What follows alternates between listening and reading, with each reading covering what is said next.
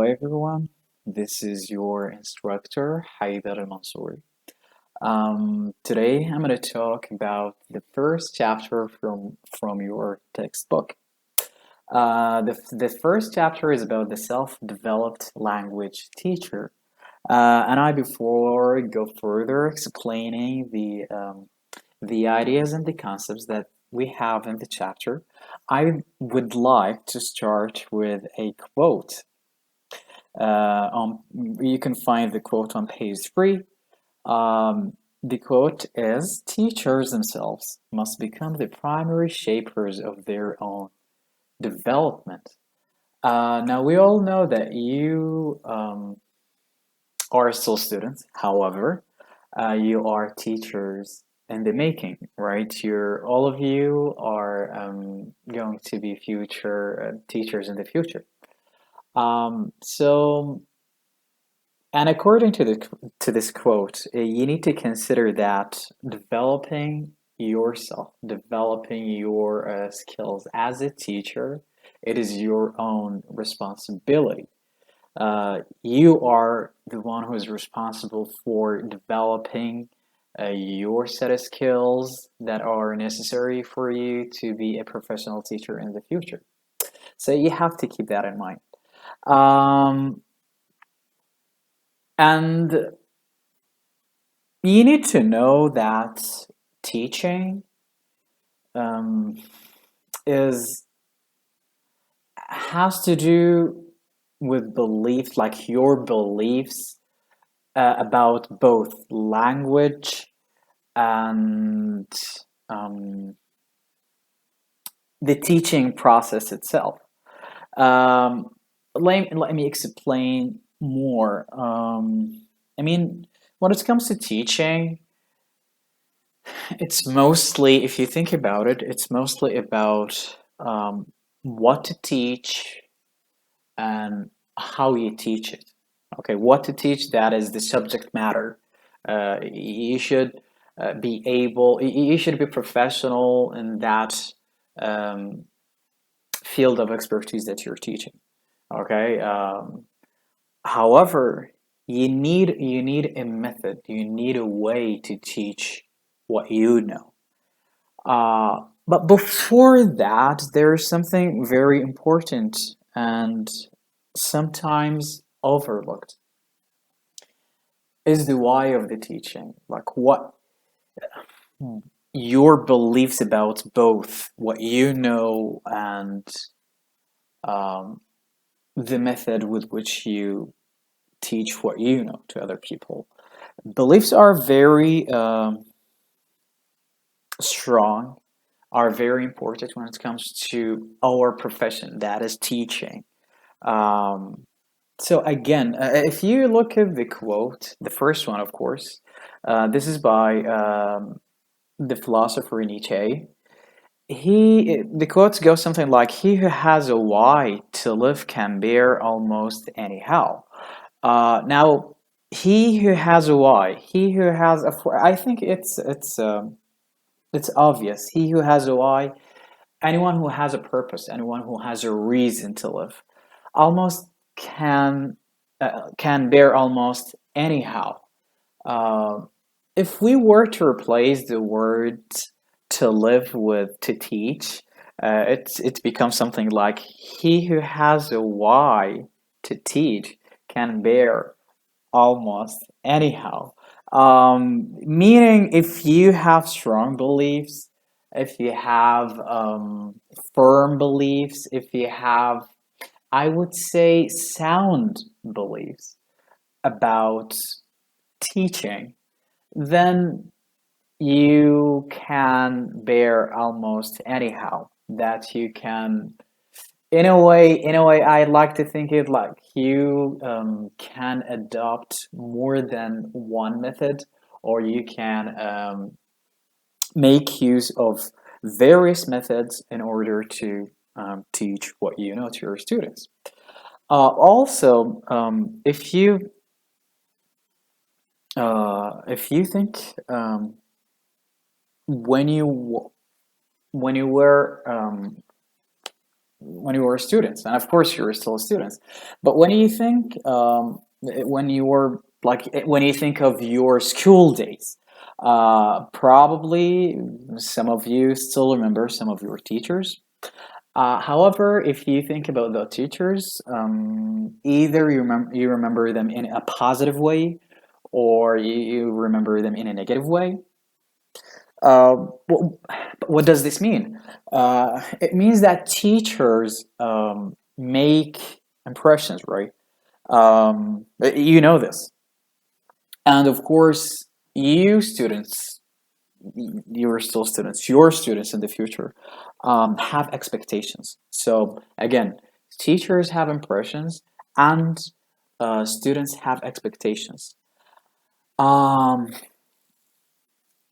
the thing is that as a teacher, you have to try to meet the varying expectations, the different expectations of your students, and at the same time, you have to perform as a teacher. You have to perform a role. Um, actually, if you think about teaching, the teacher performs more than one role. Um,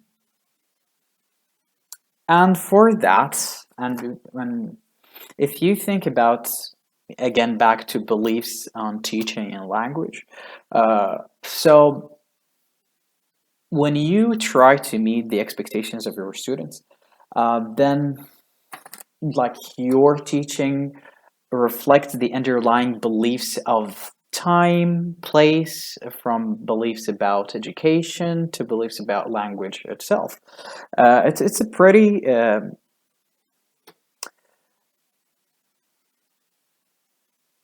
it's a challenge, I would say. And again, think about it. Teaching reflects the underlying beliefs of time and place, from beliefs about education to beliefs about language itself. So again, the way with which, the how with which you teach what you know reflects your beliefs about education itself and about language, about what you know about language. Um, so teaching is more than just things you know. It's also about how, and in order to find the right method, uh, you should work on your beliefs about education itself and about language itself. Um, and in order to reflect on that, I want you to do this task. Of course, you can pause the video and do the task, and you could um, continue the video when you're done with your task. And the task, think back to your own school days when you were students in high school or middle school, and the teachers you had. Which teachers did you consider to be good, and which were bad? Which teachers were bad? And I want you to tell me why you think that the good teachers are good and why the bad teachers are bad. If you studied a language at a school, and I believe that all of you guys did, we study English technically from a primary school, so you studied English.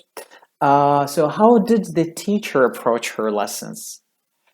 It should be clear, like, what was the method with which your teachers taught you English? Um, Also, what was effective and not effective, and why? Also, how did you learn? Okay, I want you again to think about these questions and write brief answers. Also, was anything lacking in your lessons? Was anything missing in your lessons? Again, we're talking about your English lessons, the ones that you took when you were in high school or in middle school. Also, on the basis of your previous answers, what do you think constitutes an effective and popular teacher of English to speakers of other languages? I mean, that is in our setting here. We speak Arabic as a native language. So, to us as learners, um, what constitutes an effective and popular teacher of English to us? Please make a list of the most important equalities. So again, think about the task and please do it. Think about all these questions. Try to provide short answers, and of course, you can share your answers on the Moodle platform. Do that, please. Also, you need to know certain basic concepts. I have already attached a handout. I uploaded a handout with the basic concepts and that you can find in chapter 1, 2, and 3. Here, however, we have only 5 that you need to know. The first one is an acronym, ESL. It stands for English as a Second Language.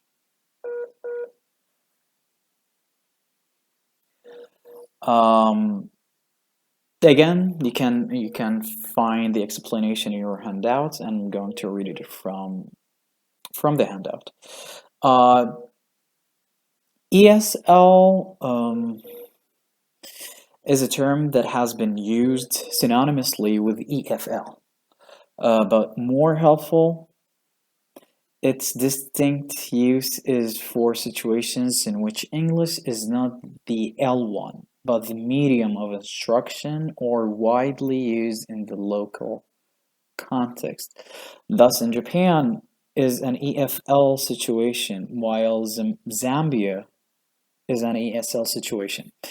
It is unclear whether those are from an EFL situation, example Japan, who come to an English language school thereby become ESL students.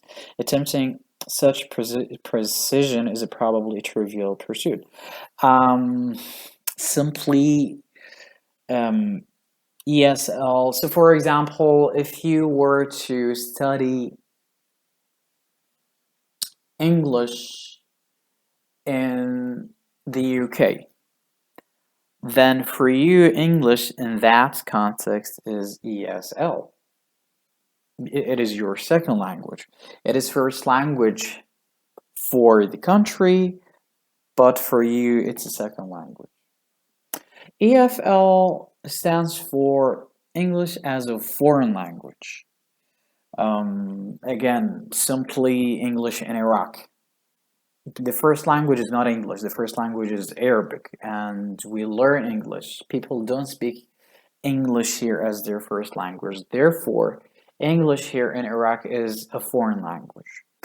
I hope this makes sense. Again, some people don't really make a difference between ESL and EFL. Some professionals make a big fuss about the distinction between the two. But basically, ESL, English as a second language, and EFL is English as a foreign language. There is another concept, teacher-centered class. This is a class in which the teacher is the center of the class. The teachers basically does everything. The teacher explains, asks questions.